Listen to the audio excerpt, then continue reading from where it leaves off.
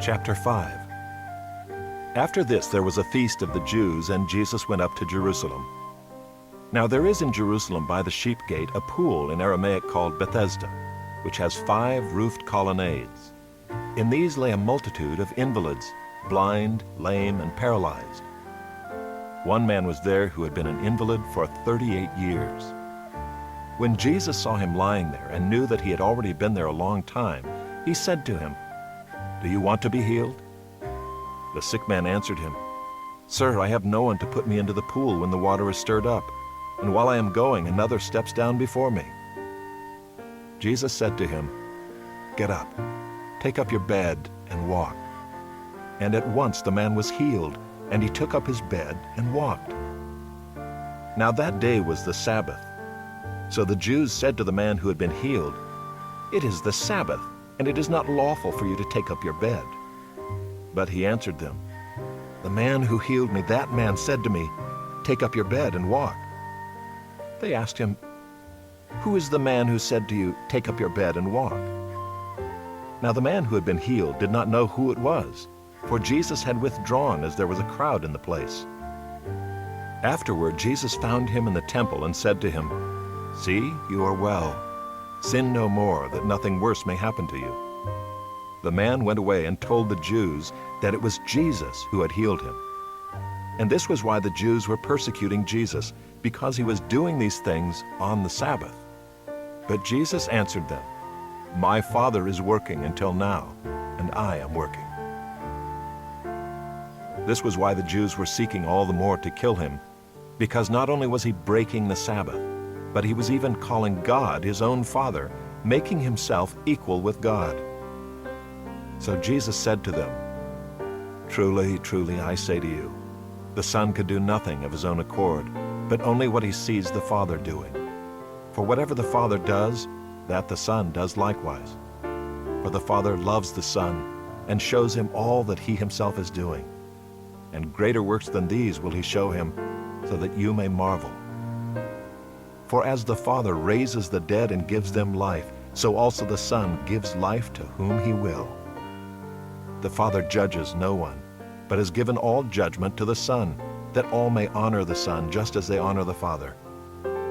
Whoever does not honor the Son does not honor the Father who sent him. Truly, truly, I say to you, whoever hears my word and believes him who sent me has eternal life. He does not come into judgment, but has passed from death to life. Truly, truly, I say to you, an hour is coming and is now here, when the dead will hear the voice of the Son of God, and those who hear will live. For as the Father has life in himself, so he has granted the Son also to have life in himself. And he has given him authority to execute judgment, because he is the Son of Man. Do not marvel at this, for an hour is coming when all who are in the tombs will hear his voice and come out, those who have done good to the resurrection of life, and those who have done evil to the resurrection of judgment. I can do nothing on my own. As I hear, I judge, and my judgment is just, because I seek not my own will, but the will of him who sent me. If I alone bear witness about myself, my testimony is not deemed true. There is another who bears witness about me, and I know that the testimony that he bears about me is true. You sent to John, and he has borne witness to the truth.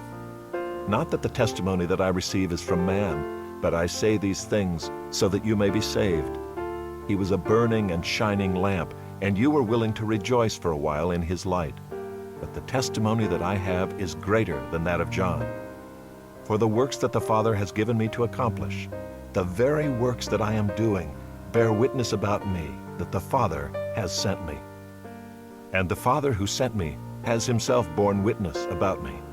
His voice you have never heard, his form you have never seen, and you do not have his word abiding in you, for you do not believe the one whom he has sent. You search the Scriptures because you think that in them you have eternal life. And it is they that bear witness about me, yet you refuse to come to me that you may have life. I do not receive glory from people, but I know that you do not have the love of God within you.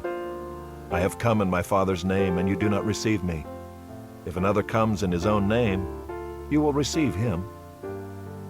How can you believe when you receive glory from one another and do not seek the glory that comes from the only God? Do not think that I will accuse you to the Father. There is one who accuses you, Moses, on whom you have set your hope. For if you believed Moses, you would believe me, for he wrote of me. But if you do not believe his writings, how will you believe my words?